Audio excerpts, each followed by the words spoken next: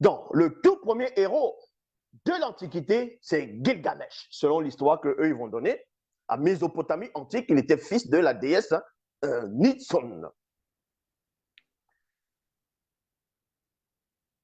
Et ensuite, on va voir Héraclès, donc Hercule, ainsi de suite. C'était les héros de l'Antiquité. Vous pouvez vérifier. Vous tapez sur Google, sur n'importe quel moteur de recherche, on va vous donner ces noms. On va vous expliquer ces choses. Dans les enfants des anges, dans Genèse 6, 4, c'était soit Gilgamesh, ceux qui sont nés à l'époque de Gilgamesh, parce qu'il y avait aussi un autre qui est venu au temps de Gilgamesh, c'était un homme animal, il était comme un animal, il avait à peu près la même force que Gilgamesh, issu d'une déesse aussi, mais bon. Soit c'est Hercule, Achille, Ulysse, Thésée, Énée et autres. Cela vous comprenez que le Dieu que vous adorez, ce que vous appelez Yahvé, Adonai, Jéhovah, Elohim, l'Éternel, c'est un faux Dieu. Est-ce que vous comprenez? Ce n'est pas le Créateur. Je le dis ici. Ce n'est pas le Créateur. Vous êtes mal barré. Puisque vous avez juste copié, ceux qui ont ramené les torchons, les récits, ils ont juste copié le récit de Gilgamesh. Vous pouvez vérifier, le récit de Gilgamesh, c'est-à-dire l'épopée de Gilgamesh, est plus ancien que la Torah. La preuve, on vous dit ici, en quel moment l'Antiquité commence? L'Antiquité du latin, anticus, signifie antérieur, donc ancien, est une époque de l'histoire.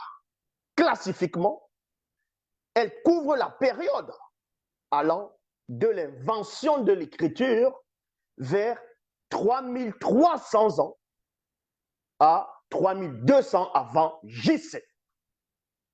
3300 à 3200 avant JC. Vous comprenez? Quand je vous dis que, quand on dit Dieu, vous dites Dieu, Dieu, Dieu, vous louez Dieu. Dans les Bibles, quand on dit Dieu est amour, Dieu a créé toutes choses. Dieu, ça veut dire Zeus. Dios, Dios, ça veut dire Zeus. Est-ce que vous comprenez? En espagnol, ça veut dire Dieu. Quand on traduit Dios, c'est Zeus. C'est Dieu. Donc Zeus, ça veut dire Dieu. Avant Zeus, on ne pouvait pas dire Dieu. Puisque Zeus, là, son nom-là, ce nom-là, ça vient de Zeus. Donc avant Zeus, on ne disait pas Dieu. Les dieux de la mythologie grecque, maintenant on va dire les dieux de la mythologie grecque pour dire Dieu de la mythologie grecque, on nommait juste on les nommait juste par les noms. On va dire Gaïa, Uranos, Uranus, ainsi de suite. Et c'est bien plus tard, quand la notion même de la signification du mot Dieu apparaît, qu'on va dire, ah, c'est le Dieu primordial, c'est le Dieu des océans, c'est le Dieu créateur. Mais Zeus veut dire Dieu. Donc le Dieu que vous adorez actuellement, c'est Zeus. Je répète ici, avant Zeus, il n'y avait pas la notion de ce que son nom vient de ce qu'on appelle Dieu. Maintenant, le récit de Gilgamesh, on sait qu'on va parler des dieux, ainsi de suite, mais à cette époque, on ne va pas dire les dieux. C'est un autre nom qu'on va donner.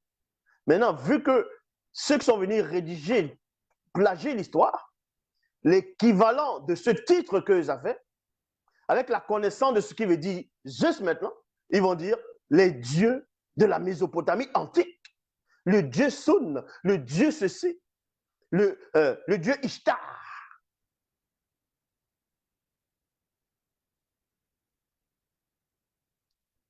Donc le livre de la Genèse, de Genèse Apocalypse, commençons d'abord par le livre de la Genèse, c'est juste un plagiat de l'histoire de l'épopée de Gilgamesh. Vous pouvez vérifier. On vous donne, selon les datations, à quelle période, les livres, même les dieux grecs déjà, l'histoire des dieux grecs, dont Zeus, l'histoire de Zeus est plus ancienne que l'histoire de Yahvé. Avant les gens vénéraient déjà Zeus dans la Grèce antique, en Europe, son équivalent, c'est Jupiter chez les Romains. Donc, quand ils vénéraient déjà Zeus, le fils de Chronos. Yahvé, on ne le connaissait pas. Elohim, Jéhovah l'Éternel, on ne le connaissait pas. Puisque le culte des dieux grecs est plus ancien que la Torah. Vous pouvez vérifier. J'ai déjà fait des vidéos, j'ai donné des dates. Donc la question est, c'est qui Yahvé? C'est qui Elohim? C'est qui ces êtres-là qui sont venus sur la terre? Même dans l'épopée de Gilgamesh, même dans le récit sumérien, on vous apprend que ces êtres-là qui sont venus, c'était les Anunnaki. Ce sont les Anunnaki qui sont venus sur la terre. On va dire qui ont créé l'homme. Dans des laboratoires, dans les machines, par les trucs génétiques, ils ont créé l'humain. Ils ont créé les Adam, ils ont créé plein de choses comme ça. Et quand vous lisez même Autalapistus, qui est l'équivalent de Noé dans les Bibles classiques, après le déluge, il a sacrifié des animaux, il a sacrifié des oiseaux. Noé a fait la même chose. Donc c'est l'histoire et l'épopée de Gilgamesh qui vont prendre. Mais sauf que, on vous dit,